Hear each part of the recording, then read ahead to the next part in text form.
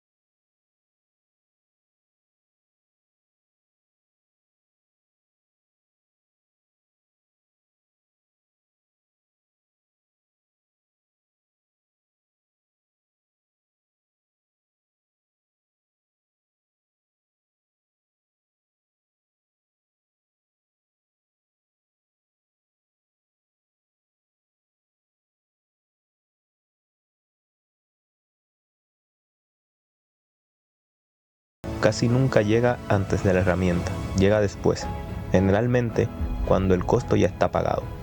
La pregunta es si, esta vez, podemos acortar esa distancia, si podemos, por una vez, preguntarnos antes de que la respuesta ya no dependa de nosotros.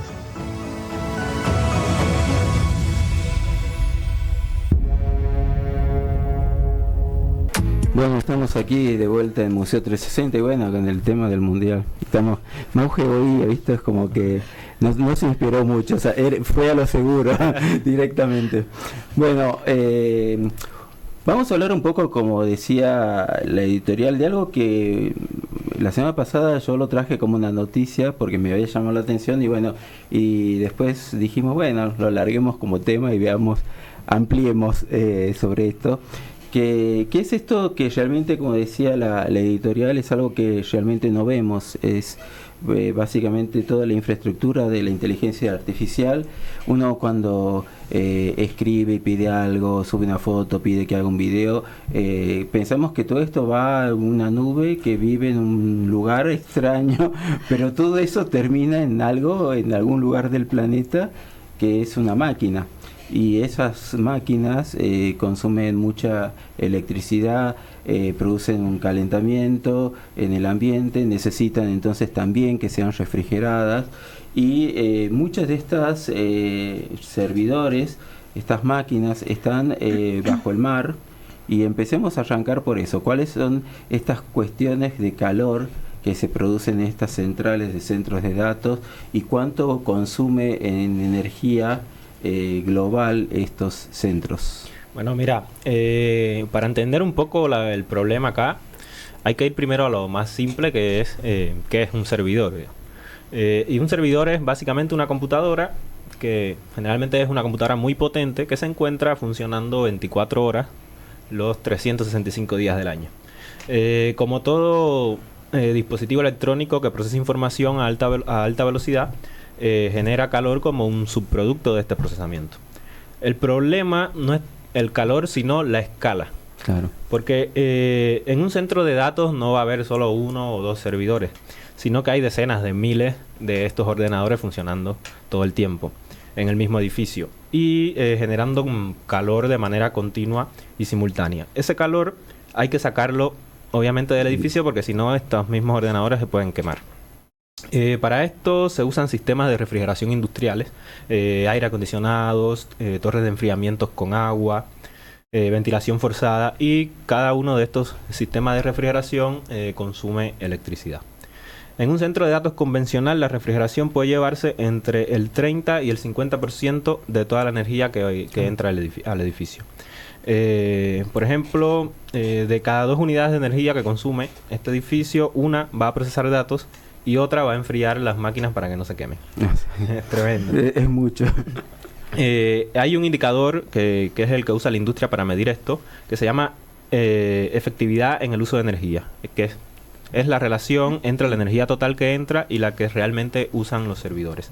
Un valor perfecto sería un valor de 1, significaría 0 pérdidas, pero nunca es un valor real en la práctica, sino que los centros convencionales modernos tienen valores de entre 1,4 y 1,6. Por lo que por cada unidad de energía de los servidores, el edificio consume entre un 40 y un 60% más solo para funcionar. Claro. Cuando multiplicamos esto por 11.400 centros de datos que están alrededor del mundo, déjalo más. Ya los números como que... No nos alcanza, ¿viste? No podemos dimensionar. Sí. Las Naciones Unidas, bueno, estuvimos viendo en el editorial que publicó esta semana un informe que reporta que en el 2025 todos estos centros consumieron 448 teravatios hora de electricidad, equivalente al consumo total de España en todo un año. Claro. Todo el país, sus 47 millones de habitantes, su industria, su transporte eléctrico, sus hogares, durante 12 meses. Eso fue lo que consumieron estos centros de datos en un solo año. Genera además emisiones de dióxido de carbono, 189 millones de toneladas en el año 2025. Equivale exactamente a las emisiones totales de la Argentina. En todo un año. En todo un año. Todas las fuentes de emisión. Y bueno, las proyecciones para el 2030 es que el consumo eléctrico llegue a casi 950 teravatios hora, que es equivalente a lo que consume Japón. Claro, o sea, el punto es eso, o sea, uno empieza a escuchar estas comparaciones entre lo que consume España, lo que emite Argentina, lo que puede consumir Japón. Y lo primero que nos llama un poco la atención es que estamos hablando de una industria que tiene un impacto energético casi de países enteros, y sin embargo casi no está en el debate público. O sea, nadie piensa en cuánto consume cuando estamos jugando, haciendo un videíto, ponele. Sí. Usamos entonces la inteligencia artificial como que no nos costara, y realmente desde el punto de vista ambiental sí nos está costando, y a toda la humanidad. Ahora bien, la industria también empezó a buscar estas soluciones, y bueno, y hay algunas que son bastante llamativas, como poner los servidores en el mar. ¿Cómo llegamos a hacer eso y qué datos hay? Bien, el razonamiento detrás de la propuesta es muy simple, esto genera calor, el mar está frío, pongamos las cosas en el mar, ¿no? Y los pioneros en este asunto fueron las personas de Microsoft con el proyecto NATIC en el 2018. Lo que ellos hicieron fue hacer una cápsula metálica enorme con como 800 servidores adentro. La cápsula era como de 12 metros de largo, una cosa muy masiva, sellada al vacío, con nitrógeno para que no entre ni humedad, ni agua, ni nada. Y la introdujeron en el Ártico Norte, frente a las Islas Orcadas en Escocia. Y la dejaron ahí por 2 años, ¿no? A unos 30 metros de profundidad. Lo que observaron después de estos 2 años fue que muchas cosas llamativas. Una, que las tasas de fallas del hardware fue 8 veces menor que a un sistema comparable terrestre, claro. Además que este ambiente sin oxígeno generaba mucho menos problemas en los componentes, mucho menos daños a los componentes del sistema. El impacto térmico en el agua también era como despreciable. Según ellos. Según ellos. Y otra cosa interesante para nosotros biólogos es que actuó como una especie de arrecife artificial. Claro. Sí, porque lo sacaron y salió lleno de anémonas, algas. De toda una fauna que no se imaginaban que iba a aparecer ahí. Pero bueno, acá viene la parte de, y si era tan listo, ¿por qué se murió? Porque Microsoft en el 2024 abandonó este proyecto. Porque, bueno, se imaginan, Microsoft tiene como una cantidad de servidores que no, o sea, no es económicamente viable para ellos hacer esto en aquel momento al si menos. Se les echa a perder uno, ¿sabes qué? Claro, es también. Más caro el arreglo que dicen eso, cerrarlo. Se me rompe acá en la tierra, mando un técnico, lo arregla, pero si se me rompe de abajo, como es otro presupuesto. Pero bueno, la idea ya estaba ahí, y ¿quiénes la pudieron haber agarrado? Y China. Los chinos, sí. Particularmente en el 2022, la empresa Beijing Highlander estableció el primer centro de datos submarinos comercial en el mundo en las costas de Hainan, que es esa isla grande que está abajo de China, que bueno, que también es de China. Y nada, hicieron lo mismo, pero a un nivel ya masivo, varias cápsulas de acero, cada una de cientos de toneladas. Y bueno, y esto implicó establecer todo este sistema sin torres de refrigeración, sin aire acondicionado, sin desperdicio de agua dulce, y la cantidad de energía que se destina finalmente en estos centros a la refrigeración disminuyó al 10%, que es algo como muy sorprendente.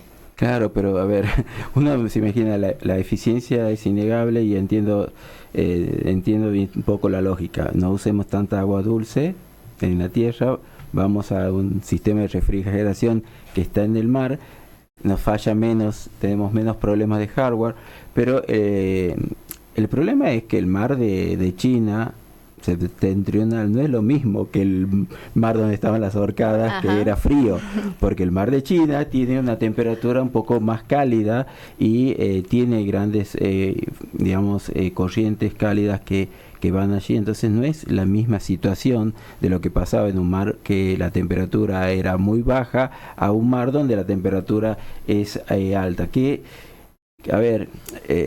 cuando uno se pone a ver esto, dice, ¿y qué pasa con los animales y con el mar? No hay un aumento de temperatura. ¿Qué dice la ciencia sobre esta idea?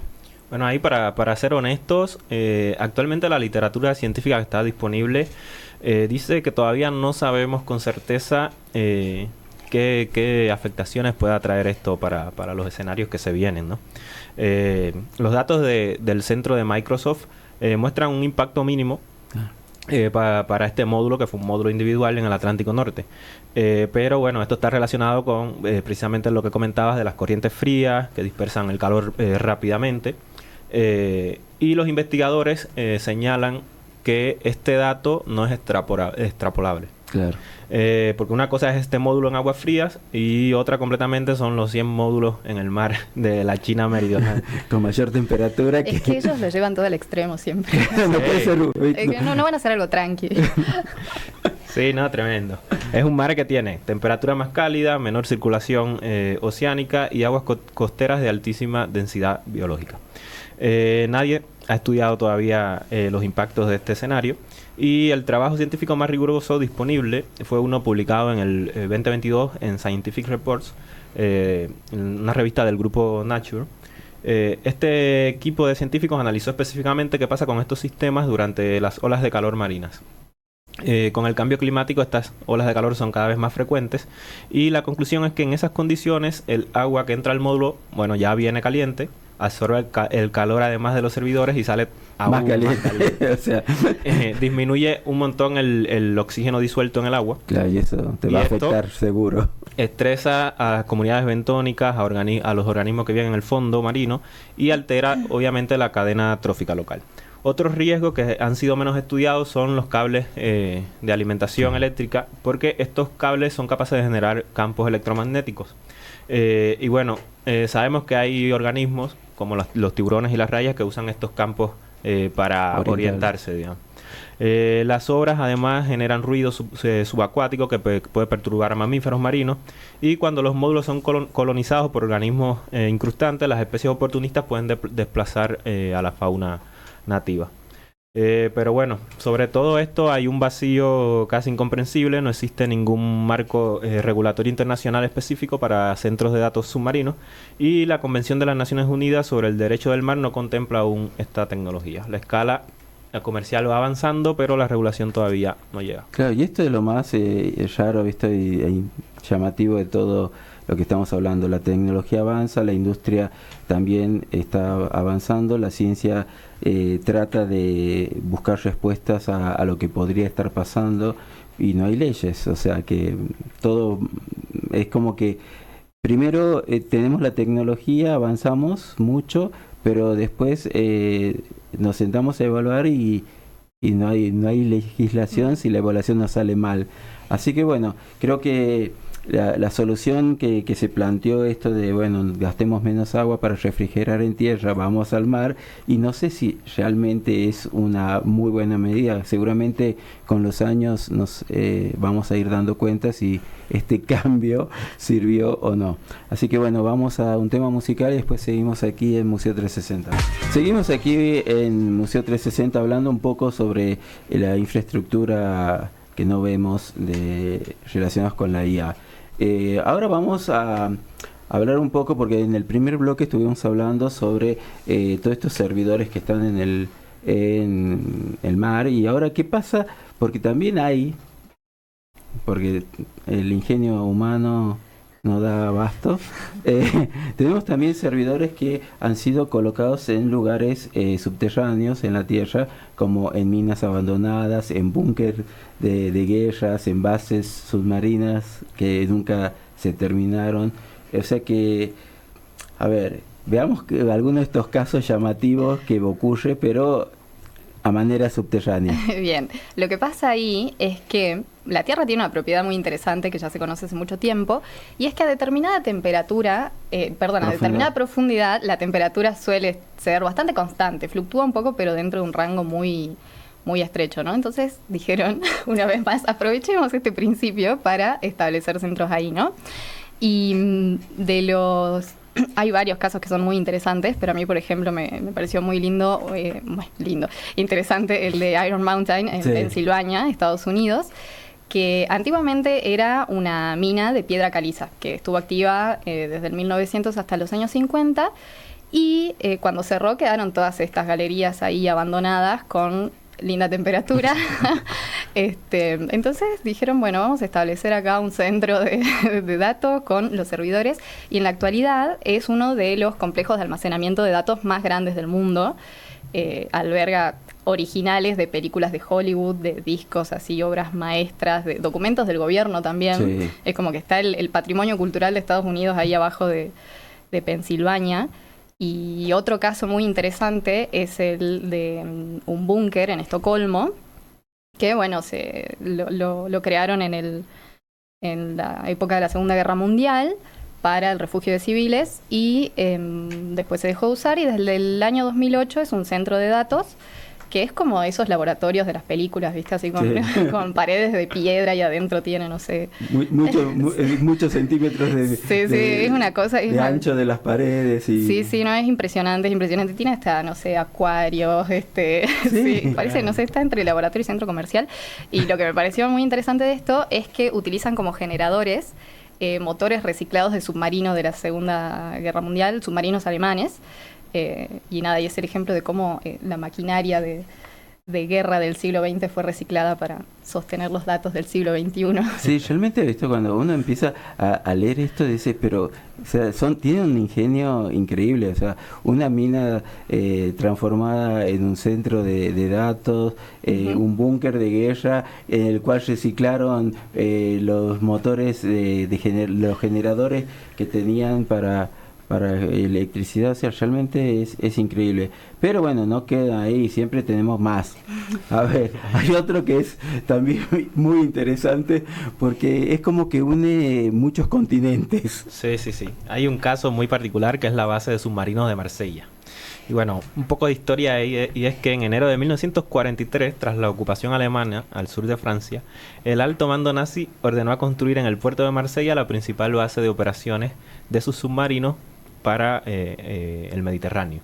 La empresa constructora fue Weiss und Freytag y comenzó las obras de inmediato. Las dimensiones de este lugar son bastante impresionantes. Sí.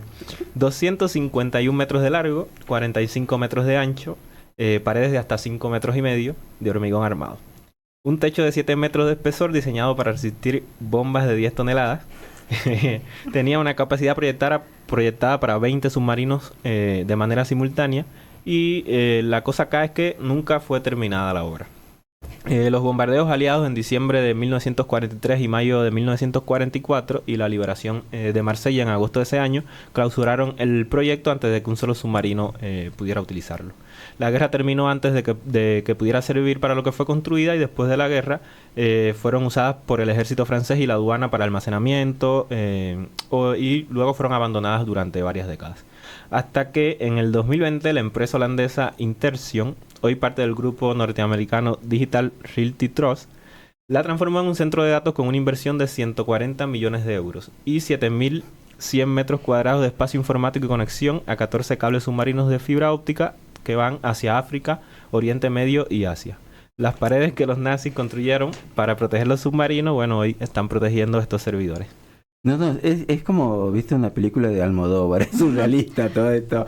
Digamos, una obra monumental construida para la guerra que termina siendo parte de toda esta infraestructura que conecta a 3 continentes por medio de 14 cables de fibra óptica, ¿no? Es una cosa rara.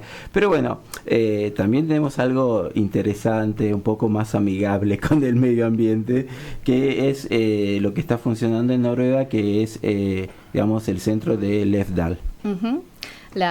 Lefdal es como el Lassi de los centros de datos, porque bueno, también era una mina que funcionó desde la década del 70 hasta el 2009, y cuando se cerró quedaron ahí estas galerías, que además es muy particular el tipo de mina que es, porque está distribuida como en varias galerías a distintas profundidades, queda justo en una montaña que está al lado de un fiordo que es bastante profundo, entonces es como que ahí aprovecharon todas las características de este lugar para establecer todos estos servidores, y el primer cliente que tuvieron en el 2017 fue IBM, y el sistema de refrigeración es como que llama mucho la atención por lo simple que es, porque básicamente lo que hacen es tomar agua del fiordo, que a 100 metros de profundidad se mantiene constante 8 grados, a esa temperatura entra directamente por la diferencia de profundidad, enfría los sistemas y sale a unos 20 grados, y el agua, bueno, parte de esta masa de agua se vuelve al fiordo y otra se utiliza en las comunidades que quedan por ahí cerca, ¿no? Y bueno, y es un ejemplo, por ejemplo, el indicador de eficiencia energética de Lefdal es de 1,08. Claro. No tiene casi emisiones de carbono, es como... Casi perfecto. Todo mamá en Lefdal, sí. Sí, digamos, cuando uno ve esto, lo que hicieron ahí en Lefdal, demuestra que dentro de todo, si se ponen un poco las pilas, podemos lograr estos centros con 0 emisión, 0 consumo de agua dulce y energía totalmente renovable. Es muy importante, digamos, que pensar que así deberían ser muchos de los centros, pero no es lo que ocurre. El problema es que, bueno, esto es una excepción a la regla, no es lo común, pero también la ciencia más reciente habla sobre el impacto real que tiene esta industria, incluye también efectos que son menos conocidos, como por ejemplo, si nos planteamos un poco la idea de qué está pasando con la energía y todo esto en estos otros casos que hay, por ejemplo, en España o... Bueno, hay un impacto que hasta hace muy poco no se medía y que ahora está empezando a aparecer en la literatura con datos bastante sólidos. Y es que el calor de estos edificios disipan al ambiente llega un poco más lejos de lo que pensamos. O sea, no es que queda ahí a los 10 metros. Exacto. Y bueno, investigadores de la Universidad de Cambridge en marzo analizaron 20 años de datos de temperatura superficial del suelo de sensores satelitales de la Agencia Espacial Norteamericana, cruzado con las ubicaciones de más de 6.000 centros de datos de gran escala en todo el mundo, digamos. El resultado fue que la temperatura superficial del suelo en la zona circundante aumenta en promedio 2 grados centígrados después de que el centro entra en operación. En algunos casos extremos, este aumento llegó a 9,1 grados. El radio del efecto alcanza los 10 kilómetros. Más de 340 millones de personas en el mundo se encuentran actualmente viviendo dentro de este radio de influencia térmica por parte de los centros de datos, y documentaron casos en Aragón, España, y en el Bajío, México, donde los aumentos en temperatura no tienen una explicación climática regional. Un estudio, además, de la Universidad Estatal de Arizona en mayo de este año analizó 2 centros. En Phoenix encontró que el aire que expulsan los sistemas de refrigeración está entre 14 y 25 grados más caliente que el aire del exterior. el calor residual de una sola instalación equivale al calor anual de 40.000 hogares norteamericanos. Y a todo esto se suma la huella hídrica. El mismo informe de la ONU estima que la huella total de los centros de datos en el año 2025 fue de 4,5 billones de litros, incluyendo el agua de las centrales eléctricas, lo que equivale a las necesidades anuales de 600 millones de personas. Y las proyecciones para el 2030 son de 9,3 billones de litros. Es muchísimo. Sí. Aparte pensemos, o sea, son como islas de calor que están generando temperatura hacia el ambiente y no cerquita, hasta 10 kilómetros puede llegar la influencia. A la vez pensemos que todos estos equipos, digamos, necesitan ser renovados constantemente, porque no es lo mismo que un equipo tradicional. El uso de la inteligencia artificial hace como que los equipos sean cada vez más renovados cada 3 o 4 años en lugar que de 8 que era antes, y eso también implica de que todo esto produce una chatarra electrónica que hay que buscar dónde va a terminar, porque tiene muchos componentes que no se pueden reciclar. A eso sumado que también tenemos que tienen baterías y muchos componentes que provienen de lugares como ciertos, digamos, países, entre ellos Argentina, que aporta con el litio, y también nosotros tenemos el problema de que ya hemos hablado en otros programas de los costos de la obtención de litio para esta industria. Así que bueno, el tema da para mucho, pero nos estamos quedando sin tiempo. Pero la verdad es que fue muy llamativo. Cuando lo leí dije, bueno, y después cuando nos sentamos aparecían cada vez más noticias. A mí me sorprendió saber que había casos positivos, digamos. Uno por lo menos. Uno por lo menos. Yo dije, no, esto va a ser otra cosa catastrófica. Pero no, Hay bueno, esperanza, hay Sí, esperanza. sí, bueno, no sé, es todo muy rápido. Vamos a la pausa institucional y después seguimos con Museo 360. En el Museo de Ciencias Naturales son muchas las historias que podemos contar, pero las más interesantes nacen de la curiosidad de los chicos. Sí, así como dicen ellos, preguntas en el museo.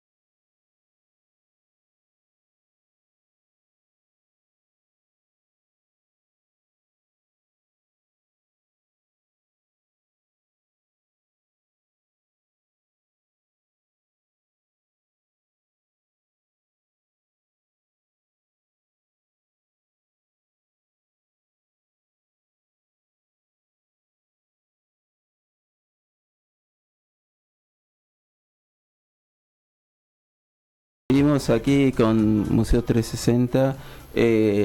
A ver, 15:43, 17 grados. Afuera estaba lindo, estaba saliendo el sol, así que, bueno, el fin de semana largo va a estar bueno. Llegamos a la columna esta de las noticias que cada uno guarda celosamente para que el otro no se entere de lo que va a comentar. Así que bueno, ¿qué te parece si empezamos con Florentino? ¿Y qué te llamó la atención? Bueno, yo traje A una vos que siempre te noticia. llaman, digamos, siempre noticias como muy particulares. Esta es hollywoodesca. Ah, bien. ¿Ves ¿Qué tienen en común gusanos intestinales, Ay, por Dios. peces globos y el Departamento de Defensa de los Estados Unidos? A ver, para. No, ya es mucho. Tienen en común esta historia que les voy a contar. A ver. Y es que el Departamento de Defensa de los Estados Unidos se dedican, entre muchas otras cosas que no vienen al caso para este programa, a destinar fondos a la investigación de ciertas cuestiones que a ellos les interesan, ¿no? Y de eso se trata esta investigación, que se publicó el 3 de junio de este año en Nature Communications, a cargo de investigadores de la Escuela de Medicina de la Universidad de Washington. Y la problemática que ellos detectaron, que investigan en este trabajo, es que el pez globo es el principal acumulador de una toxina que Sí. se llama tetrodotoxina. Sí, eso sí. Hasta ahí sabemos. Ahí entra el pez globo y el departamento. Y que se usaba mucho para con las flechas envenenadas. Sí, bueno, lo que ellos dicen es que es tan letal y no tiene antídoto que es esta toxina una potencial candidata a ser utilizada como un arma bioquímica. Entonces estos investigadores dijeron, bueno, vamos a buscar, no vamos a desarrollar esto como arma porque en Estados Unidos no hacen esas cosas, pero vamos a tener un antídoto por las dudas, por si a alguien más se le ocurre, ¿viste? Y acá entran los gusanos intestinales. A ver. Lo que ellos hicieron fue modificar el ADN de el nemátodo en cuestión, es Ancylostoma ceylanicum, Sí.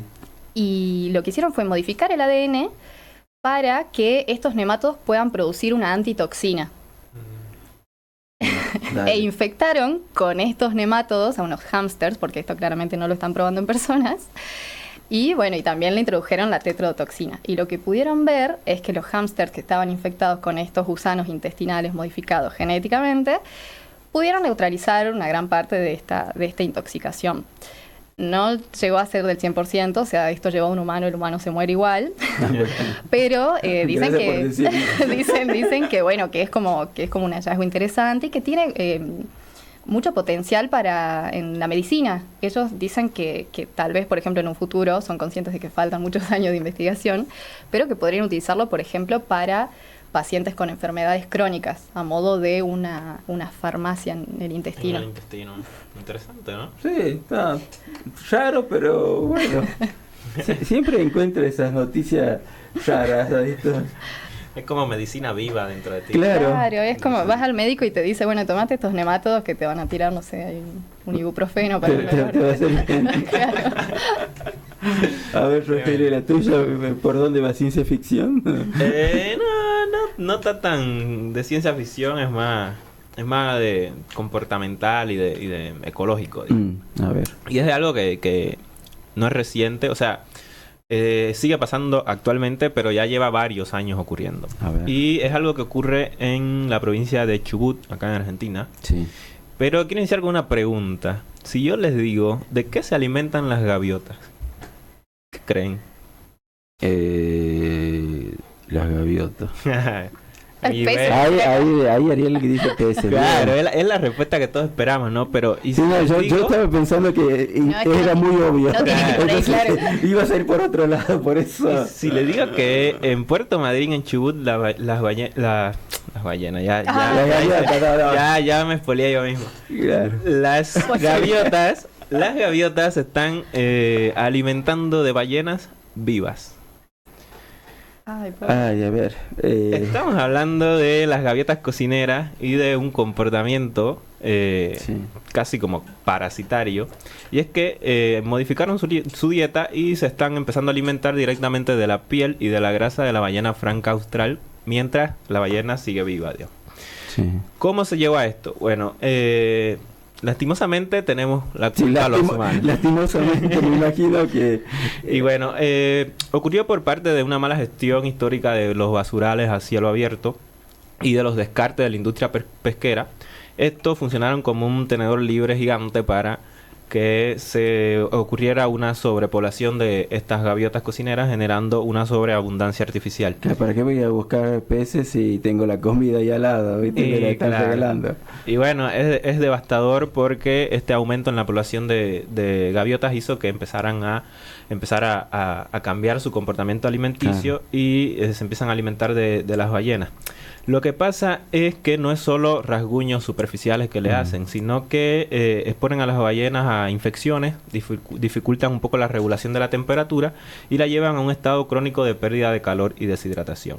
El mayor drama lo viven las madres que tienen crías, porque en lugar de conservar energía para la lactancia y su posterior ruta migratoria, se ven obligadas a vivir como en un estado de alerta y de estrés. Tienen que huir nadando a toda velocidad o adoptar posiciones defensivas, como esa famosa postura de galeón, donde mantienen la respiración bajo el agua por más tiempo del normal, digamos. Los últimos informes del Instituto de Conservación de Ballenas dicen que este acoso constante de gaviotas aumenta de forma drástica la probabilidad de muerte de los ballenatos durante sus primeros meses de vida. Y bueno, es una alerta en todas las costas que son visitadas por gaviotas al sur de Argentina. Sí, está bueno. Qué horror, pobrecitas. A mí Sí. las gaviotas encima me caen re mal. Me parecen insoportables, pobres igual, ¿no? Bueno. Claro, sí. No, Ay, no son peces. no, pero bueno, encontrar como una fuente de alimentación más grande. Bueno, no, yo esta vez vine más tranqui, chicos. Ustedes se van por cosas muy exóticas. Sí, bueno, hay que sorprender. Hoy vengo con algo que se llama resolviendo el misterio de Darwin. ¿Cómo se cierran las Venus atrapamosca? Ajá.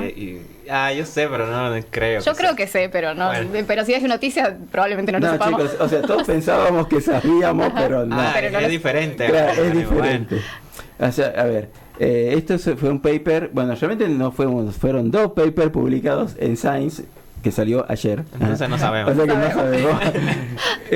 Y que uno es sobre la investigación y el otro es sobre una perspectiva. O sea, es un comentario que hace un investigador sobre esta noticia. El protagonista de todo esto es Dionea muscipula, que es la Venus atrapamosca, esa planta carnívora que es bien bonita, verde por afuera, roja por adentro, con esos... La que tiene en el encargado, la que tiene Liceo.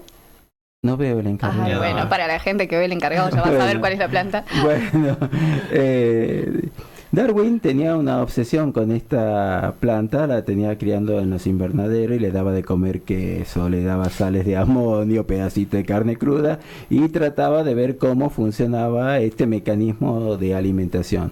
¿En qué termina todas estas investigaciones de Darwin? En una monografía de 400 páginas sobre plantas carnívoras que publica en 1875, pero lo que nunca pudo resolver era cómo la trampa se cerraba tan rápido.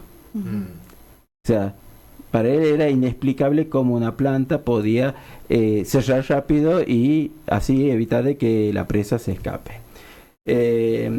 Entonces esta Venus atrapamosca, que si uno la mira es como que serían como unas mandibulitas que se cierran y evita que uno pueda escapar la presa, que normalmente son insectos, ¿cómo podía hacer que una planta pueda tener un movimiento tan rápido que el movimiento de cierre lleva 1 segundo?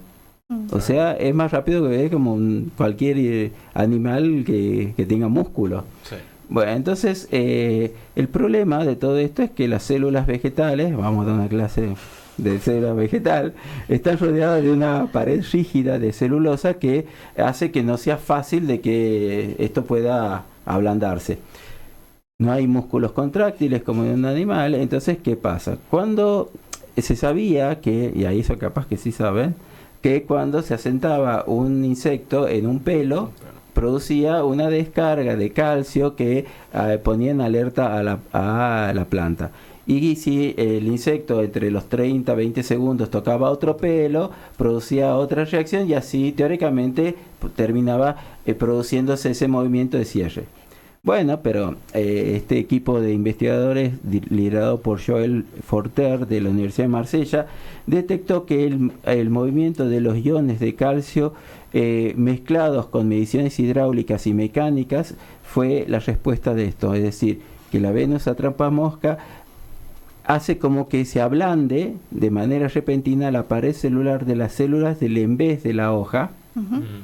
Y eso, al aflojar esa cara externa, que hace que la interna, toda la tensión que hay, se haga que cierre. Es como, imagínense un arquero que está con el arco y tira la flecha y bueno, y vuelve. Bueno, ese es el mecanismo. O sea, no es solamente esos iones de calcio, sino que había algo más que tenía que ver con la mecánica y la hidráulica y ablandar esto que es muy raro que ocurra, el ablandamiento de las paredes para que se pueda producir ese cerramiento tan rápido. O sea, eso fue de eso habla el paper. Está buenísimo. Y en la misma revista, Jacques Dumois de la Universidad de Adolfo Álvarez Ibáñez, de Chile, publica que qué interesante lo que se había publicado. O sea, para mí este fue uno de los revisores para poder comentar esto. Quería ser parte. Claro, quería ser parte. Y dice, pero el gran dilema de esto es que por lo menos ya sabemos lo que Darwin nunca pudo entender.